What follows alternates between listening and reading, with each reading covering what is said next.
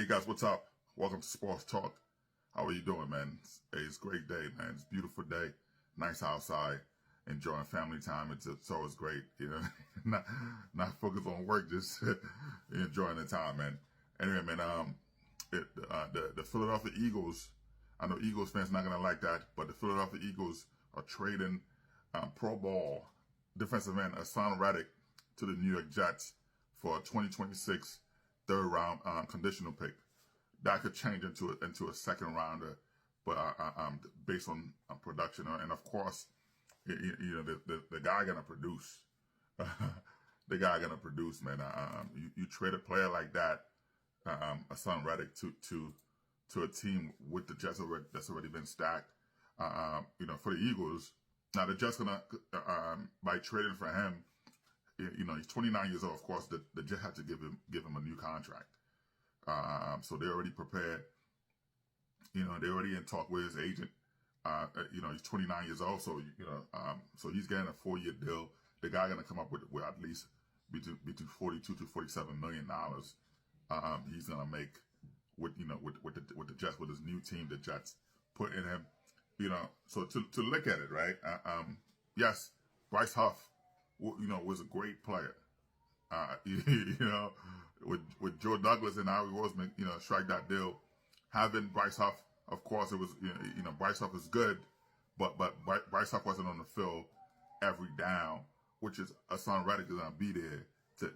You pair him with Jermaine Johnson, they're gonna wreak havoc. Having those two guys together, that's gonna be dangerous, man. You know what I mean? But looking at it, you know, the guy was a terror. Haason Reddick for the Eagles. I don't know why the Eagles didn't keep him 42 to 47 million dollars. They could even get him for a cheaper deal. The Eagles, his camp, you know, we're trying to get $36 million from the Eagles, and the Eagles elected to not sign him. They went with Bryce Huff, but you have a proven player like that. You could have paired both of those guys together with Haason Reddick and Bryce Huff. That could have been a dangerous thing for the Eagles, but they elected to let him go, trading him to the Jets for a third round pick, for a conditional third round pick. You know, a lot of time you get the conditional round picks based on the player you lost, right? So the Jets gonna get that because the Jets lost a lot of players. A lot of players, you know, well, they didn't sign, so they're gonna get picks for them.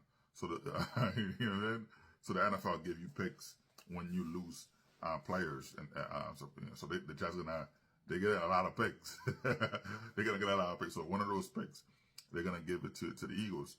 But based on production, Haason Reddick, if you look at it, right, let's say TJ Watt, I'm sorry, TJ Watt, in 73 games in the NFL, he had 76 sacks, 76.5 sacks, right? 201 tackles, and he assists in 78 of those tackles, right? He got assists in 78 of those tackles. Myles Garrett, in 73 games, 68 sacks, 156 tackles, and out of those, 74 of them was you know, he was assists in 74 of them. 74 assists, right? Trey Hendrickson, in 76 games, 57.5 sacks, 104 tackles, 49 assists. Nick Bosa, 68 games, 53.5 sacks, 150 tackles, 59 assists. Max Crosby, in 83 games, 52 sacks, 205 tackles, 116 assists, right? Which is a lot of assists, right? Now, look at Haason Reddick for the Eagles.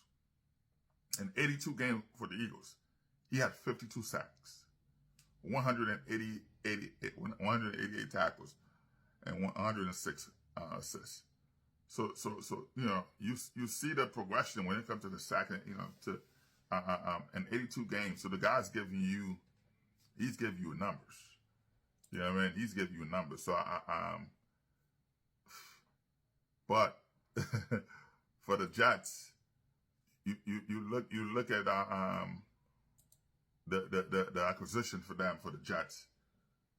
The Jets acquired Tyrod Taylor, right? Mike Williams, offensive lineman John Simpson, offensive tackle Morgan Moses, offensive tackle Tyron Smith. Now you have a defensive lineman in Haason Reddick. You have a defensive lineman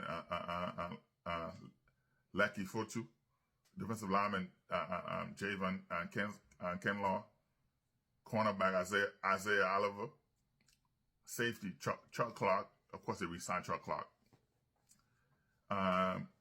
You re-signed defensive lineman Solomon Thomas, Greg Zuerlein. Greg is Greg the Lag Zuerlein. And you re-signed Thomas Morstead, and offensive line Jake Hansen. Right? They just lost Randall Cobb. He didn't do anything. Corey Davis, of course, he's officially a free agent.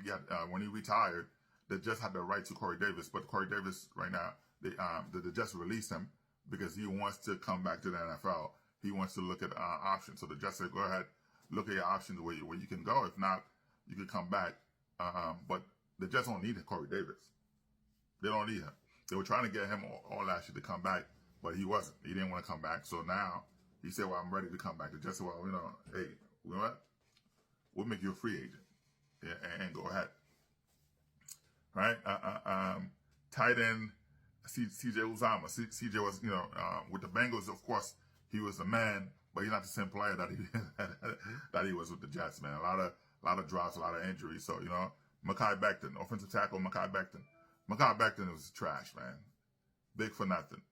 You know what I mean? Dwayne Brown, Billy Turner, Connor McGovern, Bryce Huff, of course, going to the Eagles. Carl Lawson still a free agent. It's injuries. Carl Lawson's a great player, but injuries keep him up there. So if it wasn't for that, things would, a lot of teams could have jumped in to sign him.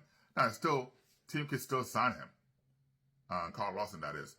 Team could still sign him, but now it was a possibility of him coming to the Jets.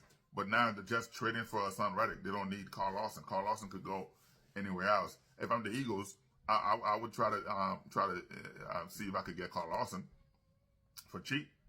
You know what I mean? League minimum $1.2 million, whatever. You could get him for that. But injuries keeping him out there.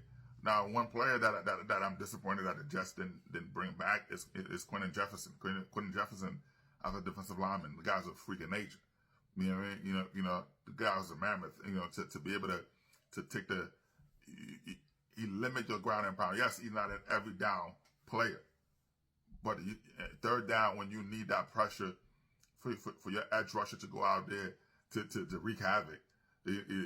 So having not just Quentin Williams and Quentin Jefferson, John Franklin Meyer, of course, there you kind of show up your team to you limit the guys because you have a lot of big guys up there, the offensive linemen that are coming up, the big bodies. So, but you need big body with big body to allow your edge rushers to do what they got to do. You know what I mean? So I'm hoping that the Jets will be able to bring him back tongue-tied real quick. Quentin Jefferson or even Al Woods. Al Woods is another guy, but yes, those guys were just third down players when you need to stop the run, goal line players. But still, it is a big difference. So Quentin Jefferson and Al Wood, I'm hoping that they're just able to bring them back. Yes, Bryce Hall, he had a lot of interception for the Jets. Ashton Davis, of course, he did what he needed to do. Jordan Whitehead, of course, in terms of coverage, Bryce Hall, Ashton Davis, and Jordan Whitehead, if they don't sign with other team, they might come back to the Jets, but the Jets are loaded with players. So now you're looking at, those guys will be more special teamers to come in based on, again, injuries. Who knows? Things might happen. But for the Jets, they're in a good situation, man. Looking at where we were, looking at where we were to sign that, right? So I